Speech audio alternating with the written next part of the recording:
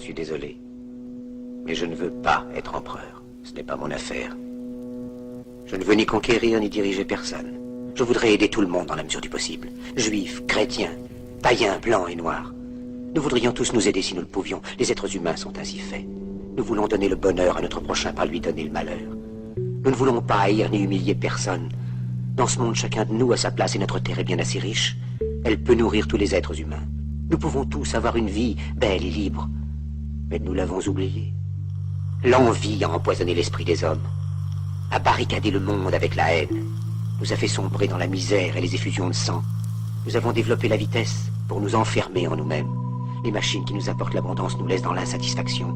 Notre savoir nous a fait devenir cyniques. Nous sommes inhumains à force d'intelligence. Nous ne ressentons pas assez et nous pensons beaucoup trop. Nous sommes trop mécanisés et nous manquons d'humanité.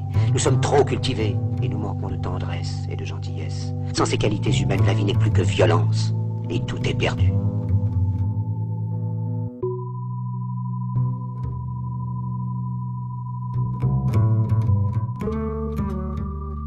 En ce moment même, ma voix atteint des millions de gens à travers le monde. Des millions d'hommes, de femmes et d'enfants désespérés, victimes d'un système qui torture les faibles et emprisonne les innocents.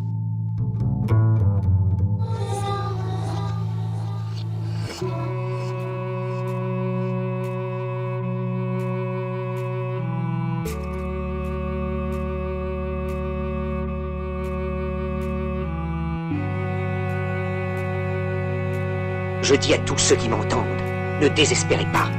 Le malheur qui est sur nous n'est que le produit éphémère de l'avidité, de l'amertume de ceux qui ont peur des progrès qu'accomplit l'humanité. Mais la haine finira par disparaître, et les dictateurs mourront, et le pouvoir qu'ils avaient pris au peuple va retourner au peuple. Et tant que les hommes mourront, la liberté ne pourra pas périr. Soldats, ne vous donnez pas à ces brutes, à une minorité qui vous méprise et qui fait de vous des esclaves, en régiment toute votre vie, et qui vous dit ce qu'il faut faire et ce qu'il faut penser, qui vous dirige, vous manœuvre, se sert de vous comme chair à canon, et qui vous traite comme du bétail. Ne donnez pas votre vie à ces êtres inhumains, ces hommes-machines, avec une machine à la place de la tête et une machine dans le cœur. Vous n'êtes pas des machines, vous n'êtes pas des esclaves, vous êtes des hommes. Des hommes avec tout l'amour du monde dans le cœur. Vous n'avez pas de haine, sinon pour ce qui est inhumain, ce qui n'est pas fait d'amour. Soldats, ne vous battez pas pour l'esclavage, mais pour la liberté.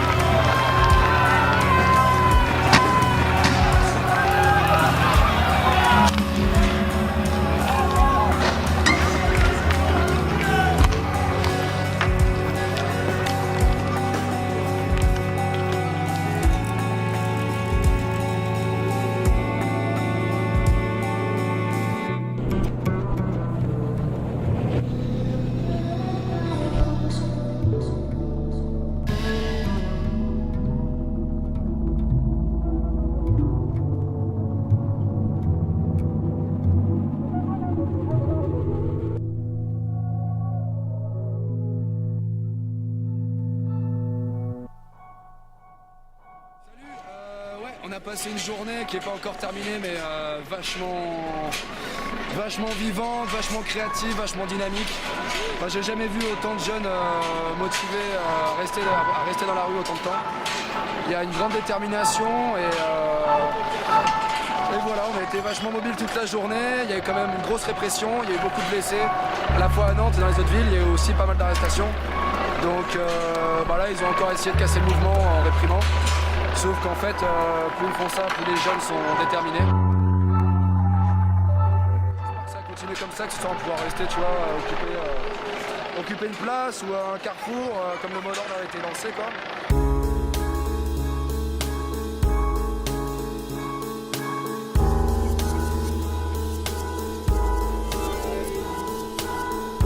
Ce qui est intéressant aussi dans les slogans qu'on a pu entendre, c'est que les jeunes et les autres manifestent contre cette loi-là, mais pas seulement.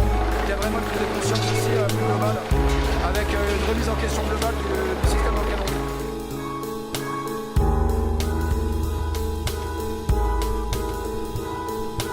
Même si le gouvernement dans 3 jours il retire la loi, et ça va continuer parce qu'il y a vraiment un truc qui s'est mis en route, là que je sens en tout cas.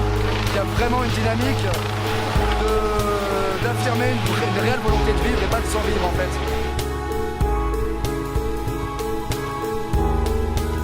Voilà, vouloir vraiment créer des nouvelles bases d'un monde beaucoup plus solidaire, beaucoup plus égalitaire, beaucoup plus libre.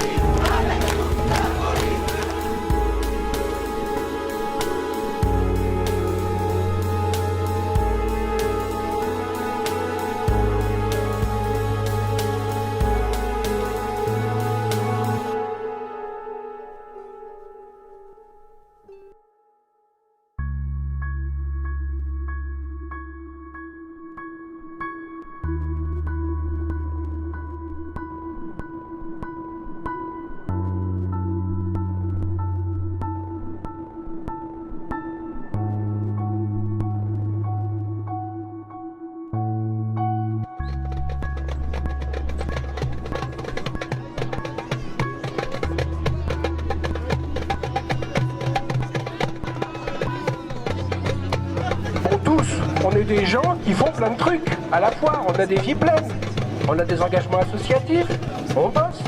Certains étudient. Dans près d'une trentaine de villes en France. Là, très récemment, c'est dans plus d'une soixantaine de villes. Le mouvement est prendre l'ampleur à une vitesse alarmante pour les puissants. En France et en Europe et partout dans le monde, puisque j'ai appris ce matin, je crois, que la Nuit debout existe maintenant outre-Atlantique, à Montréal. Ça se développe de plus en plus. Faut pas lâcher. C'est la première fois que je viens ce soir, donc je sais pas trop de quoi vous avez parlé beaucoup avant, donc je vais peut-être me répéter, mais bon, c'est pas grave. Donc je vois qu'il y a écrit vote blanc sur la page, donc on sait tous que le vote blanc c'est pas pris en compte, c'est un truc qui est laissé à l'abandon comme ça, parmi tant de votes. Donc je me demandais, est-ce que tout le monde, enfin je sais pas s'il y a des gens qui votent encore ici, personnellement moi je vote plus, je donne plus du tout de crédit à ces gens-là, je leur donne plus la chance de prendre un pouvoir qu'on pourrait leur donner. J'ai décidé de pas du tout leur donner ce pouvoir, donc est-ce que vraiment il faut réfléchir autour du vote et de comment donner le pouvoir, ou plutôt de dire aux gens, bah voilà, nous on pense que toi, t'as des bonnes idées, t'as des choses qui peuvent faire avancer la société, donc on aimerait que toi tu prennes une fonction de pouvoir peut-être, ou politique, on sait pas, mais que ça soit nous qui décidons de qui viendra au pouvoir, au lieu que ce soit des gens qui viennent se présenter et nous vendent leurs rêves.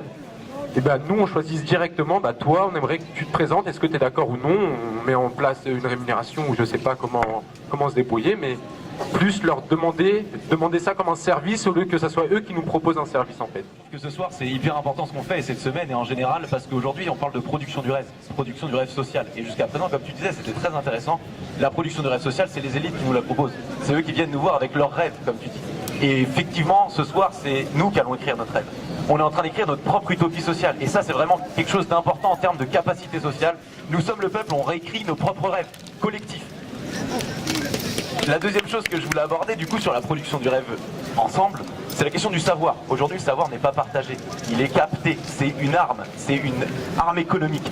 Si on veut être en démocratie, c'est du pouvoir. Si on veut être en démocratie, il faut que tout le monde ait le même accès au savoir. C'est le même accès au savoir qui va pouvoir avoir une conséquence positive sur le même accès au pouvoir. Si on veut que tout le monde puisse gérer la collectivité de la même manière, collectivement, alors tout le monde doit avoir le même savoir. Il ne doit plus y avoir d'exclus de la République, il ne doit plus y avoir d'exclus du savoir qu'on a aujourd'hui. Et je proposerai une dernière chose, parce qu'on a parlé de démocratie. Tout à l'heure, tu nous disais quelque chose de très intéressant, il me semble, sur ceux qui pourraient être un peu inhibés pour la prise de parole et autres. Et ce soir, j'aimerais qu'on mette quelque chose en place qu'on n'a pas forcément mis. Je propose que toutes les demi-heures, peut-être un peu moins, tous les quarts d'heure, ceux qui soient derrière viennent s'asseoir devant, et ceux qui sont devant viennent s'asseoir derrière, vont se lever derrière. Et comme ça, les personnes qui seront derrière auront le droit de prendre la parole sans avoir à faire 1000 gestes et devoir avoir ton attention.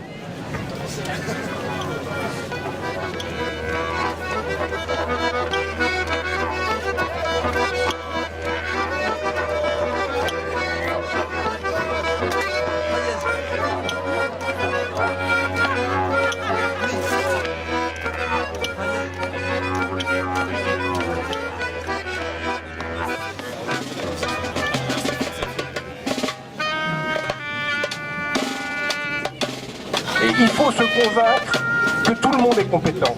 Tout le monde est compétent. C'est fondamental.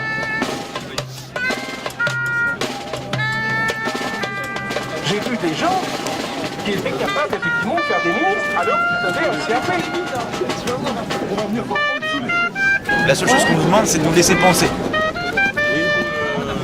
Comment on va traduire nos rêves concrètement et comment on va pas se laisser bouffer par nos rêves. Parce qu'on s'est laissé bouffer par nos rêves, on a oublié qu'on avait rêvé un peu.